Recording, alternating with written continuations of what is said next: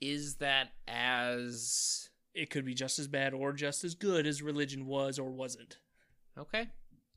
I'm not saying... It can go both ways, right? Sure. Just like religion can go both ways. You're correct. Yes. There are good churches out there, or good mosques, or good, temples, or good groups of people that do believe in that. And there's also really shitty ones, right? That's a thing. Mm-hmm. So I just think that right now we're on that immediate negative downturn. Yeah, it's very new. It's the newness of what's happening. It's very new. That's fair. But I will say that, okay, so let's remove religion altogether. Sure. Right? Let's just take, naturalism as the core of our worldview. Okay, we were a accident. Like, life developed. Mm-hmm. It developed into multicellular. It developed into mammals, which eventually developed into intelligent self-aware species who are aware of all these facts, who are aware of the life cycle of the sun, and who are aware of the expiration date of the universe, right? Yep. We are aware of these things. And again, these are assumptions we make when you just assume that the naturalism is all there is. If you assume the naturalism is all that there is, you have to acknowledge the fact that suns have an expiration date. Mm-hmm. Galaxies have an expiration date. Black holes have an expiration date. They call it the heat death of the universe, right? All of our labor will fade to dust. Now, again, if nothing changes. No, you can't escape that. You don't know that yet. It's a very good presumption that science has right now. Sure, but what if... That you had the Big Bang. Let me go with the huge... You had an explosion of energy. Sure. All of these things have expiration dates. I'm not disagreeing with you on any of those things. Okay. But what we don't know at this time is whether or not there is a multiverse. Okay. And whether or not there's not a way for us to send a part of ourselves in some way, shape, or form to another multiverse. You don't know that just yet. It still breaks down. Yeah. You just because keep as far as multiverses, my guy. To a younger and younger universe. Have you ever watched, what was it, Jet Li? Was it the one? Are you going to be the guy that hops to that multiverse? Of course not. And is any of the labor, if somebody hops to a multiverse, is any of the labor we do in this universe worthwhile if that person's just jumping ship? Yeah, I think it's worthwhile. I think it's worthwhile because... As far as we understand sun life cycles, our sun is going to expand to a red giant in about 3 billion years. Yeah. Consume our planet. Right. If we haven't hopped and... if an asteroid hasn't hit us before then. Or sure, there's a lot more likely things that'll wipe out. Sure. But my point is... Or if we haven't combined into the Andromeda galaxy and just rips apart the Milky Way and turns into another giant galaxy. Sure, yeah. My point is if we don't figure out how to hop multiverses or reverse time somehow, everything fades to dust. Mm-hmm. How do you check that fact with the fact that you still want to build something for tomorrow? Because it is also an emotional investment in my own future, meaning my children. Short term. It might be short term, but what do I give a fuck about 4 billion years? I mean, that's fair. But that's for me. I'm a human. My lifespan is going to be at most. I mean, realistically, I'll probably go 55. But we're talking 80, 75, 80. Sure. What do I give a shit about 3 billion years from now? Let's shoot for 60. And let's be honest here. For you. That's how most humans view things. We don't look at things in the universal scale. We don't talk about, we only have 3 billion years left until the sun consumes our planet. What are we going to do? Like, nobody talks like that, except for maybe like Neil deGrasse Tyson, right? Or those guys. Sure. We don't. You're saying that fact doesn't matter. I'm saying to me specifically, it doesn't matter to my future or my self-preservation. And I agree with you. I agree with you. It's a shitty way to look at it, but... But to me, the ultimate expiration date does imply that at some point, none of it will matter. Mm-hmm. And when you remove a sentient creator that cares about your personal existence from that equation, it does kind of take a bit of a toll on like the motivation or the perseverance, and it places more of an emphasis on the self-gratification, on the day-to-day, on the pleasure right now rather than sacrifice and the pleasure 2 weeks from now.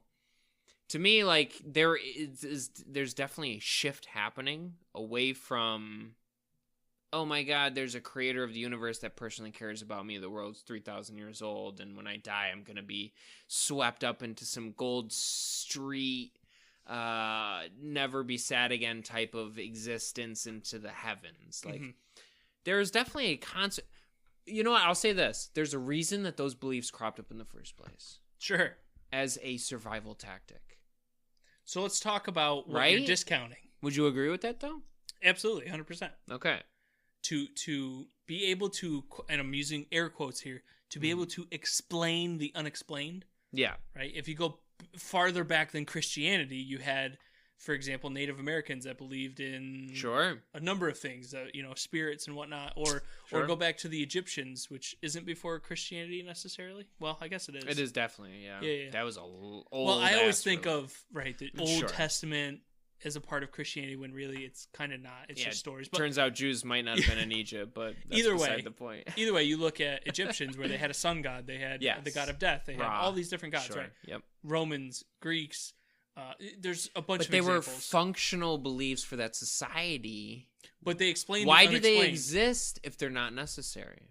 Well, at the time they explained the unexplained. Okay. Why does the sun come up? Oh, well, the sun god Ra takes care of that for us because if not that, we're fucked. That's is it just explaining the unexplained, or is it also confronting a fear of expiration in terms of the self? It could. Because, no, because most animals in the wild are not self-aware of the fact that they will die. They see things die. They try and avoid death, but they're not necessarily aware that they themselves, no matter what they do, will die. Human beings are struck with that fact as early as they learn it. You are a human being. You will have a life, and you will go away. That's a necessary fact of life. Yeah. You don't think that from The Lion King. It's a circle of life. That's right. You goddamn right. But you don't think that, yes, it does explain the unexplained, but you don't think it also addresses the fear of that expiration? I think it does, but it sort of gives you this, and I mean, man, I'm this is the thing that I enjoy about this, is that you might end up in a circle and you have to figure something out. But let me backtrack a little bit and let me talk about what I feel like you're discounting when it comes to people and purpose that they get from religion specifically. There's a difference between that long-term, how would you call it? Self-edification? No, not self-edification. The where what you do is here for a millennia or matters. Right. It matters. Well, sure, but what matters more is what I do right now that makes me feel good, that ups my dopamine, that ups my serotonin, or whatever those crazy chemicals in your body that make you feel good about yourself. There's a difference between what I get from instant gratification as opposed to 2 weeks of working my ass off and then achieving the goal, right? But you get this hit of feeling, that emotional feeling, and that's important to me. I'm striving to get to that feeling. Without the context of this greater picture, your soul persists, things will carry on type of idea, do you not think that without that, why not just default to the self-gratification all day, every day until you fucking die? Let's smoke weed and masturbate until, my heart just gives out, right? But people do that. That happens today. Is that an existence that you would say is something you would be happy with? No, which is why I try to live the strenuous life. Right, but... And this is where I have the disconnect, because for me, I've come a very long way from being a Baptist Christian, which is and we weren't just Baptist Christian, we had a particular strain of just crazy Baptist It was, Christian. You know what it was? It was a weird, go ahead, cultish Southern Baptist feeling. Yes. In the north. Yeah. Right. Which is as north as you could get. We're next door to Canada. When I stepped out of that, I went to the army, and then I went to church outside of the army. I was like, oh, wait a minute. Did you?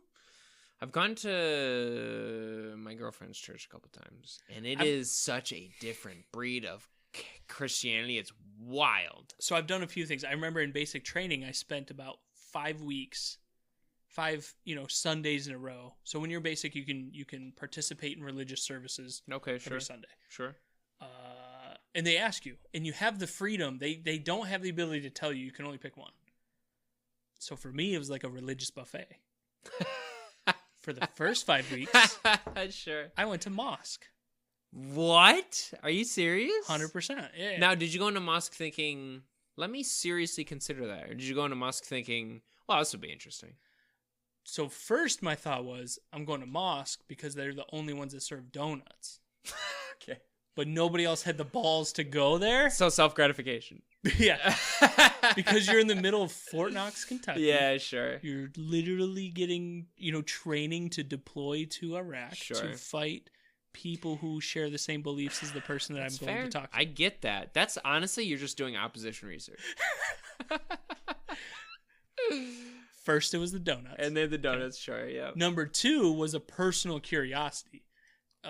Just like I was talking about earlier, my senior year of high school, I spent a lot of time trying to read up on Islam as a religion itself because I wanted to better understand not just the religion, but the people that you'll be interacting with. Obviously, just like our society is heavily impacted with Christian values and 100%. Beliefs and traditions, theirs are impacted by Islamic values. And you might gain more sympathy with somebody if, at the very least, you're like sympathetic towards their beliefs, for sure. You definitely, if they get that feeling from you, you can definitely get Salam alaikum.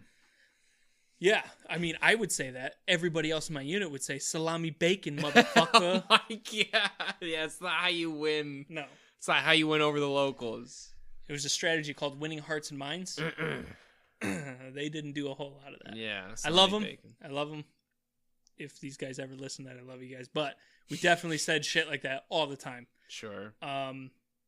So there was that, and then I did the Catholic thing for a few weeks. Interesting. And then I went to Protestant, but it was non-denominational Protestant, which is very different. It's much more. It is very different. It's much more laid back. It's much more. Yeah. I have a hard time like describing it, but the difference between that and what we did growing up, which is this weird, cultish Southern Baptist in the North, where we went to church minimum 3 times a week. We had correct. Several devotions. Wednesday night, Saturday night, Sunday morning. And Sunday night. There's a Sunday night service we would go to as well. I remember the Saturday nights. There was a Sunday night? There's a Sunday night. Was there even a Saturday night? No. Am I misremembering? We did things on Saturday night with the church. Okay. But there wasn't like a sermon. Okay. Whereas there was a sermon. There was 3 morning services. Oh, God. Sunday morning. Yeah. Yes, I remember and we would go to the first one, but be there till the last one. Jesus. We would go home. We would watch. Dad would watch football if we didn't go out to eat with the whole. That's correct. Yeah. Church group, and just spent like way too long at a restaurant. It was for some poor server to be like, "Can you guys fucking leave, please?" I remember, a table of 18 people. I remember you need specifically to leave. it was the Old Country Buffet. Yeah, was the top choice for everybody. Applebee's was in there. Applebee's was mixed in there, but Old Country Buffet was a hard number 1. And we as kids, because there was a bunch of us as kids, Zach Warner, Andrew Homequest, all the Homequests, everybody was there. We would all get the okay from our parents to go over to the Toys R Us. Toys R Us. Oh my God! And we would screw around in Toys R Us for like play the hour. Video games that they had on display. Like the newest system. PS1. Yeah, that's the first time we played Spyro. Boy, was the demo version. That's correct. And Tony Hawk Pro Skater. Oh, the original. That's correct. Anyway, no, let's talk more about Tony Hawk Pro Skater. I remember us playing the demo version of that, and only the demo for like the longest time because we couldn't buy the game. Right. Because we was too poor. Anyway, it's a hard life. I completely lost track of where we were, but. So going back to the whole religious You're thing. just talking about like different flavors of Christianity. I was trying different flavors of religion, not just Christianity, but religion. A denominational buffet. Yeah. And I think going through all of that also kind of opened my eyes a little bit more to the fact that nobody agrees on any of this shit. Not that. It was I'm meeting all these people who are so dead set in this idea that their religion is the right religion. Hardline. And I don't want to say hardline in a sense of like they were crazy, but hardline in the sense that like they wouldn't budge. Yeah, this is the truth. Yeah, there are other people. They just have their own truth. Yeah, they just don't have my truth. That's correct. Yeah. So for me, the struggle was trying to rectify how all of these different religions are telling you that they're the right religion. Yeah. How is this possible? And for me, it goes back all the way to human error. You know, a lot of these religions start or have something to do with Jesus. I'm guessing Abraham, actually. Well, I'm talking specifically about Jesus. Okay, Jesus, Christianity. Then. Yeah, Christianity, sure, but Jesus was a prophet in Islam. He was, yes. Jesus was not recognized. Well, so it is Abraham then, because Abraham is recognized by the Jews. He's recognized by the Christians. He's recognized by the Muslims. Sure, they disagree about the prophet. That's the key difference. Yes. The Jews don't think he showed up yet. The Christians think it's Jesus. Not the prophet. The second coming of Christ is what they disagree about. No. Yes. No. The Jews don't believe that. They don't believe Jesus was a prophet at all. Yeah. Oh, okay. The Christians believe he was a prophet. You're right about that. The Muslims think he was a religious leader, but not the prophet. Let me pull that back. Okay. The Jews believe that he was a nobody. Yeah, he was a fanatic. The Christians believe he was the second coming of Christ. He was literally God. The Muslims believed he was a prophet. Yes. Not God himself or Allah, but a prophet of Allah. Sure. The problem is that Muhammad came after Jesus. Yes. And the followings of the current traditions, if you will, to my understanding at least, of Islam or Muslims are mostly based on the Prophet Muhammad, not the Prophet Jesus. Jesus was a prophet, but he was not the Son of God. Correct. Yes. Yep. Right. Yep. If you went back into a time machine and talked to Jesus, what do you think he was? Like, to me, that's where the kind of the disconnect was. Or even Abraham, that's where the disconnect is people disagree about what this guy believed or said or did. What if you went back and just found out he was just some motherfucker that was like, hey, treat everybody nice? And people argued over power specifically on interpreting what that means. Because it has to be more because than as time does it? Because as time goes on, schizophrenia was undiagnosed for a large amount of human history. Sure. You have somebody coming along saying a lot of very nice things that are progressive. What if you went back and Abraham was a schizophrenic? He almost certainly was. I mean, the burning bush. Let's talk about that. That's what I'm saying. He almost killed his son on a mountain and said God told him to do it, but stopped him at the last minute. Allegedly. Because there's no evidence of that. The only evidence we have is this book. Are the stories, sure. Right, is stories, right? I told you a story the other day where I shot a moose in my backyard right here. Doesn't mean it's fucking true. Interesting. We're not that close to Canada. Come on, dog. There's moose in New York, though.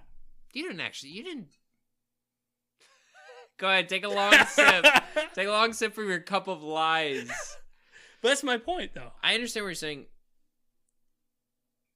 What I'm saying is that almost every human society has had a belief system of a sort that was supernatural in origin. But isn't that the easiest way to derive power from the masses? I don't think it's that. You can't tell me it's not part of it. I think it turns into that when people who are in power realize the utility of religious belief. But I think the initial disposition to believe that the self preserves after death, to believe that humans have a very important place in this universe, these are necessary beliefs for the cohesion of society almost. And I'm saying that as somebody who is not a religious man, right? It seems to me that when you're talking about meaning and purpose, when you're talking about the day-to-day of the self, when you're talking about the day-to-day of the individual who is just, and again, what did you say earlier? The quiet desperation, right? The quiet desperation of man. Of man, yeah. Of people, I would say. It's this recognition that life is a continuous battle with just recognizing and developing purpose and meaning. And like falling short of that, right? Because, like, between me and you, who are, at this current moment, irreligious, we understand the value of meaning and purpose, right? But how much, and I have this in my notes. Let me flip my page, if I may. Sure. Let's see here.